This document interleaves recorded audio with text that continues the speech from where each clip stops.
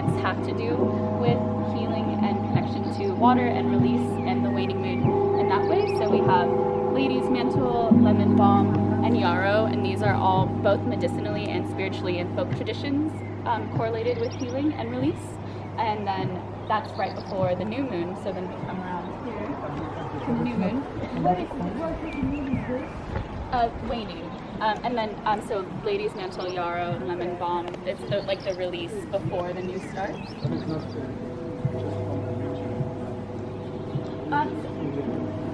No, in general, a lot of these are a lot more specific to like fairy tales and folk stories of the region, like Edelweiss and Alpenrose, for instance, but just like kind of in general as well. And then here's the new moon. And so these ones are all about planting seeds and creativity and birthing new ideas. So we have Cosmos and Marigold and St. John's Wort. And these are all energizing and for creativity. Again, both these are kind of a mixture of both medicinally and what they do in your body, as well as their folk traditions and spiritual correlations. This is Marigold. Marigold seal. Yeah, it's a kind of it. So then the new moon, and then it's waxing over here. And here we have Zephyrbenums, Alpenrose, and Wood Bethany. And then so these are kind of like right before the culmination of the full moon. You're kind of building up all of this energy and also kind of like honing in and culminating and reflecting on the things that are about to be in like the final stage of the full moon when that happens. And then sorry, which ones? These Zephyrbenums. So these ones actually each one has their tradition, but these ones were known for like their correlation with Jupiter and being kept on the roofs of houses for like centuries and centuries for protection from things like thunder or bad energy. But they're also like energizing in that form. But they definitely could collect water. But speaking of collect water, lady's mantle actually was used by the alchemists for collecting the dewdrops from the morning dew, because that water was considered alchemical, magical water. So those ones also collect water as well. And then we have the full moon, and these are all kind of like dreamy plants. So like connecting with our intuition and our dreams once we get to this kind of like final full stage of reflection. And so we have Edelweiss, Mugwort, and bachelor buttons, or they're also called cornflower. They can go by either name.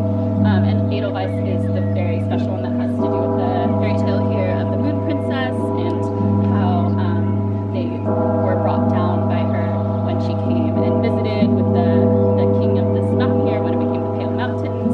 So there's that whole connection to the moon and dreaming there. And then mugworts have to do with connecting to your dreams and doing intuitive work. And then same with cornflower has to do with helping intuition and psychic abilities as well. And so that's kind of the end of this stage. And each of these, so these are like the phases of the moon, and these also connections with spiritual and medicinal meanings of the plants, but they also have to do with how we store memory and how we relate to memory and relate to time in this way of reconstructing our memories, and what that has to do with like all of these plants are memory keepers, and when they're in our body we're communing with them in a certain way that can reconstruct our relation to memory, because when we're going through these processes of healing, we're also like rewriting memories and making new memories, and what that means is not like connecting with the land when we have that different type of relationship with what memory can be, because we create the future from our memories. So